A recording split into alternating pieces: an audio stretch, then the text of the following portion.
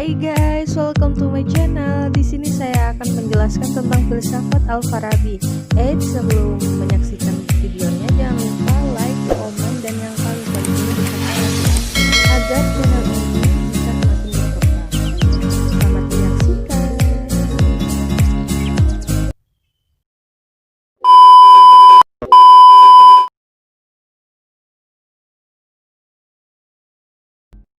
Al-Farabi sejak kecil memiliki kecerdasan yang istimewa dan bakat besar untuk setiap bidang keilmuan.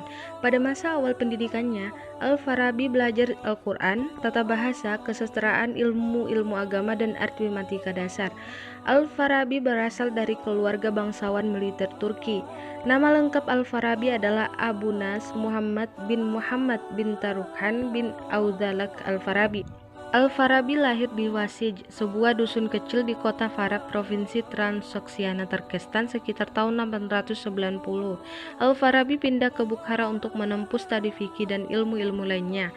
Setelah menyelesaikan studi dasarnya, pada saat itu Bukhara merupakan ibu kota dan pusat intelektual dinasti Samania yang menganggap dirinya sebagai bangsa Persia. Pada saat Al-Farabi di Bukhara, dinasti Samania di bawah pemerintahan Nasr bin Ahmad. Munculnya dinasti ini menandai munculnya budaya Persia dalam Islam. Pada masa inilah Al-Farabi mulai berkenalan dengan bahasa dan budaya serta filsafat Persia. Juga di Bukhara inilah Al-Farabi pertama kali belajar tentang musik. Kepakaran Al-Farabi di bidang musik dibuktikan dengan karyanya yang berjudul Kitab Al-Musiq Al-Kabir. Sebelum Al-Farabi tenggelam dalam karir filsafatnya, ia adalah seorang qadim.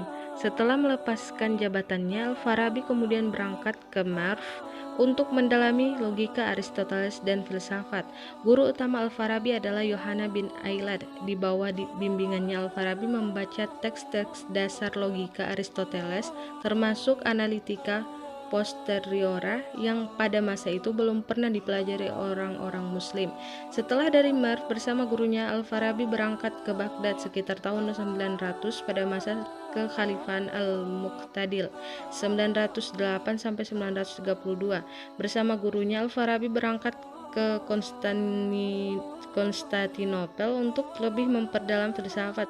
Tetapi sebelumnya ia sempat singgah beberapa waktu lamanya di Herat. Pada rentang tahun 910 sampai 920, ia kembali ke Baghdad dan di sana ia menemui Mata bin Rumus, seorang filsuf historian yang telah memiliki reputasi tinggi dalam bidang filsafat.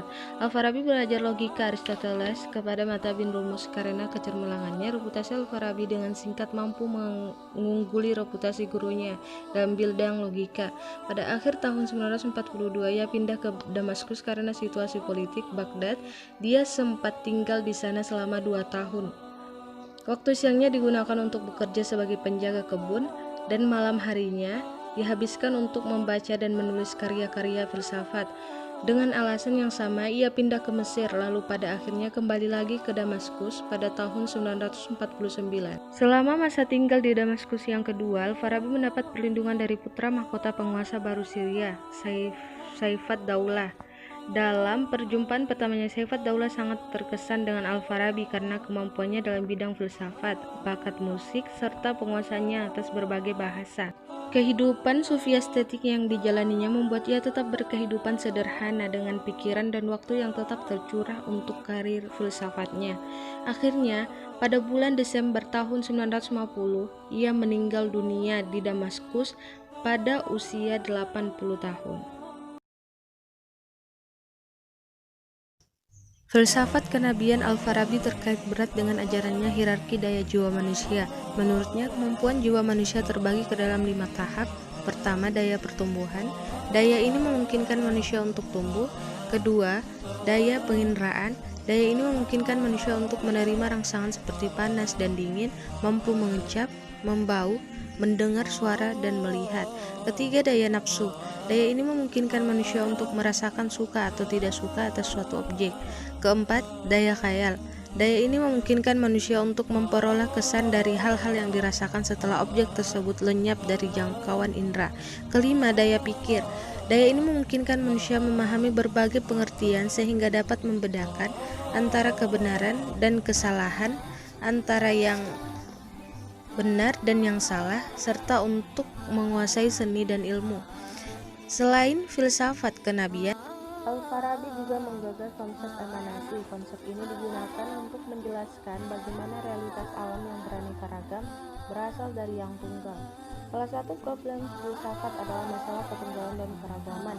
Apakah alam ini tunggal atau aneka?